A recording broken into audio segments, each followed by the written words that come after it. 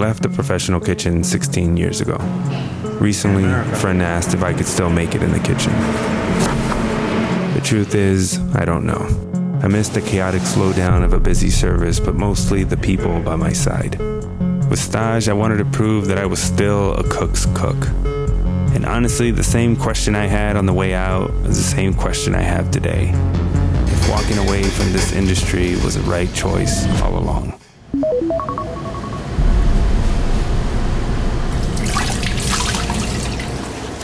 Running has always been this mental thing of like, we're preparing to go into service, get your blood flowing. This was like my thing. As soon as I got on the run, get this jolt of energy and free thought. Some of the best thinking you're gonna do. So I needed that to feel like ready to go. It's actually crazy that we're doing all this here in Austin. Austin was like the big city for me. Like when I was like a young chef, I wanted to work out here in Austin. Like this is where I was like, man, I'm gonna open up a restaurant in Austin one day. Something's boiling, something's cooking, like, oh, they're definitely here. Like, you could smell it. I'm excited to get to meet the team. I'm excited to, like, grind it out. ¿Cómo se llama? Elia, Hugo. El chef me dijo que llegara a las 7. And especially, like, a spot like this that they're doing Nixtamal process, that is something that I really am excited to, like, showcase and, like, for people to see a proper tortilla shows up to your plate. Hola. Hugo. ¿Cómo estás? Bien. ¿Y eso? Hola. Buenos días. Buenos días. Es que voy a estar con ustedes ahora. Yo voy a hacer las manos tuyas. Cuando me pongas a sus órdenes. Y antes de trabajar aquí, ¿ya sabía la forma de Nixtamal? ¿O? No, pero es muy bonito conocer el proceso de... Sí, ¿verdad? Sí, de todo. A ver, profe, ¿qué piensas? Está bien.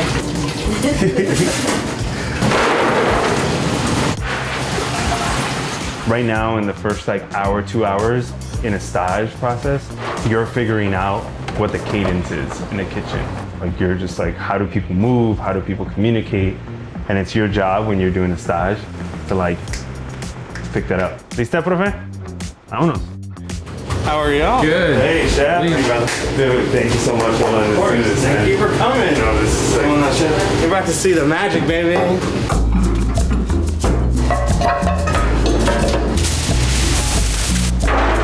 What sets Nixta Taqueria apart is Chef Edgar's devotion to the Nixtamal process, a ritual as much as a recipe. How did you get into the Nixtamal process? My uncle introduced me to a family member who was a corn doctor. He was teaching corn sciences at the Tec de Monterrey. He was the one who put me on a path of like, there's a world of corn. You like went religiously into it? Very much so. The corn is cooked, left to steep overnight, then brought to life on a century-old Nixtamal molino. Each tortilla pressed and shaped by unseen hands. And among the thousands of tortillas pressed each week, it's Judith and the ladies that came before her who craft them. Es interesante también saber el punto en el que debe estar la masa para que no batalles después si lo sacamos y está muy aguadita, no se puede, la máquina no la agarra. ¿Y ahorita cómo está? Esta textura está perfecta.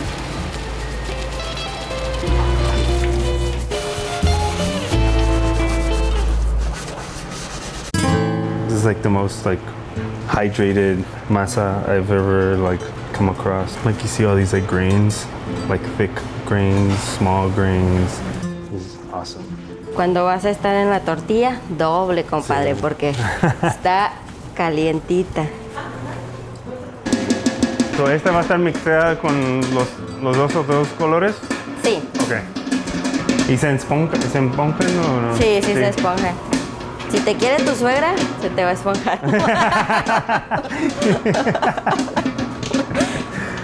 Llore. Por lo regular saco un poquito de masa, que sea más o menos. Sí. Y después ya comienzo a hacer los rollitos, sí, como de plastilina, para dos colores. Okay. Si quieres meter más colores, debe de estar así, de delgadito. Que nada tiene que ir todo aquí en medio para que puedan salir todos los colores. The fresh aroma of the Nixtamal tortilla versus like a freshly made like tortilla at home, or like it's vastly like different. Everyone, they do like 2 days over here on this station, just so they can get an idea of like what it is we are making. ¿Cómo vamos, profe? Yo nunca había visto tampoco una tortilla con tantos colores. So what we're trying to do is we're trying to get 8 separate colors. 1, 2, 3, 4, 5, 6, 7, 8. Hey!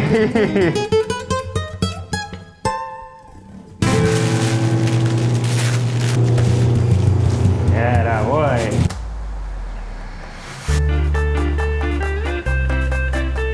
How long did this all like take? We started this project about 3 years ago, and we're kind of at where we're at now due to, you know, just a lot of incredible humans that kind of contribute to helping trim in this thing, plant new seeds, like kind of a good way for the team to also kind of do a little team bonding. And then also too for them to appreciate and kind of know what's growing out here. This is some lemon basil, definitely try nice. Some. This plant and this purple one were 2 seeds that we brought back with us from Iran. Have you had hoja santa before? No, man. No? Oh, okay. This is my ancestral shit. If that's something you want to use, by all means. Yeah, this stuff thrives out here. A little bit of arugula if you want. Like really peppery in your, like, yeah. French lavender. We'll use this for like a lot of desserts. This is awesome, chef. I'm excited, yeah. Very lucky, so. But yeah, just to plant a couple ideas in your head. All right. For things you could use for later. This is Jose. Hugo. He's from Puerto Rico. This is Eli. I never got to work at a restaurant like this in my career. A Latino restaurant, let alone a Mexican restaurant. For a lot of like young chefs like me, when I was coming up, this is the dream.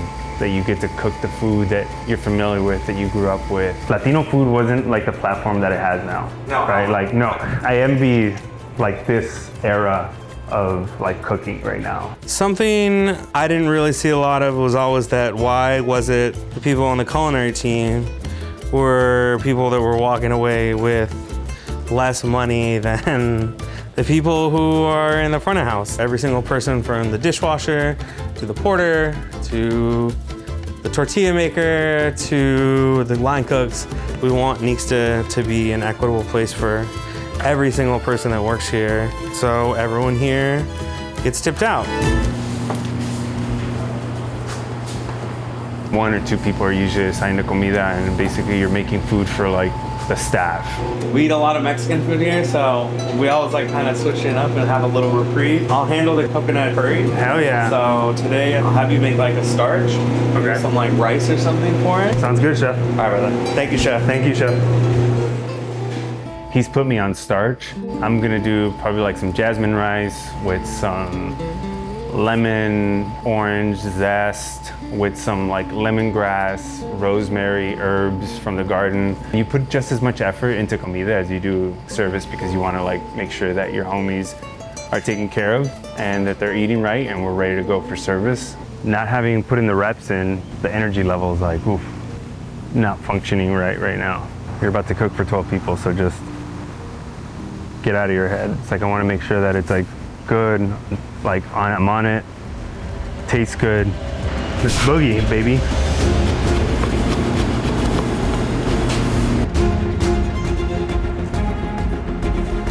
A lot of times when you're staging, you're either trying to get experience or you're trying to interview for a job.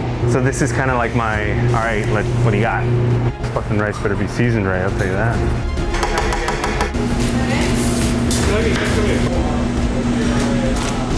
And you let me know like what it's missing, what it needs, if it's off. I think herbs. Yeah.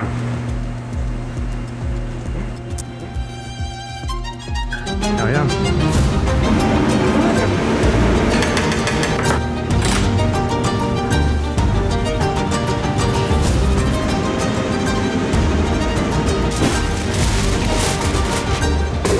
Underdone rice is like the worst. It's what I'm trying not to do. that is my sole responsibility. So that rice is on me, but it also requires a lot of patience to let it cook through.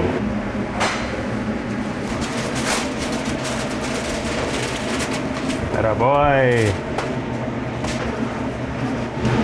Chef? A little bit more like acid. That's great. So it's good? That's great. Game changer. Pistachios? I'm gonna top it off right now. Oh, that's gonna be perfect. Fuck yeah.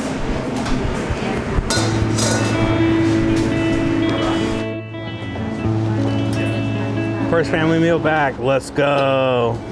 What's in it? Basil, lemongrass, cucumber, and just blended a bunch of shit from the garden and just like went for it. You gangster. It's good. It'll do. That's cooked down nice, chef. Real nice. It's like warm, comforting. But then you saute in there like a bunch of ginger and garlic, shallots, scallions, and just like let it cook down. It's been years since I've shared comida with a kitchen crew, let alone cook for them. It is these moments I miss the most, where at times words are not spoken, but simultaneously laughter fills the space. We are a group of individuals that by choice or by chance chose this life that many perceive as chaos, yet to us, it's a symphony that works, that makes perfect sense. I haven't done this in a minute. Like I cook for friends here and there, man, but like to be able to like feed people what I used to do for a long, long time, this is what I miss. Like this is like, it's that little bit of camaraderie. I haven't found that type of like level of camaraderie in any other industry I've ever been in. No, it doesn't, like I don't know if it exists like that. This is an interview, would you hire me? For the amount of prep that we had today, the ladies were able to go home early. I mean, you were very helpful. We got what we need. Well, cheers to you, my friend. I can't thank you enough, man. This has been insane, man.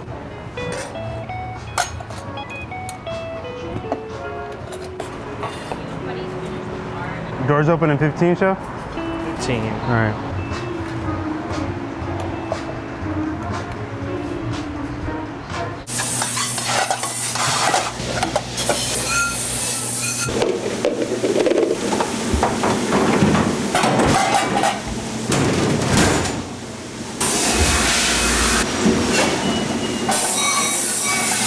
Oh, damn, dude, you gotta do that, dude. I'm helping out, chef. I said every position. You're a real one. Appreciate that, chef. That was it. Is somebody in the industry gonna look at you as like a real one? Like a real cook's cook? Like a real industry guy? That answered it, dude. That was like the best compliment. The best. I thought it was really cool him covering the prep side of it, because like that side of the restaurant industry is always kind of looked at as these people are dispensable, low-skilled labor jobs, which is bullshit, as you saw. Really ecstatic about him covering those people in the industry. The misconception about cooking in a professional kitchen is that service on the line is the hard part. In reality, any cook knows service is the reward of the day. And that's why in this chapter of STAGÉ, I wanted to focus on the prep work, to showcase the people at Nixta that labor long before the hot lamps are dropped for service. The people that we met here today were stellar, man. Awesome people. Like a lot of times when you're in the back, you don't get to see this part of it, right? Chef Edgar and his team are doing this pretty hard in a selfless manner, man. He's here all day for you to enjoy a 1-hour meal. That's what I want people to see. I want people to understand like what it takes to get the food from this garden to that table. Just like how a writer believes in literature or like a historian believes in history, like I believe in this industry, I believe in the people behind it. They need to put a spotlight on them for sure, man.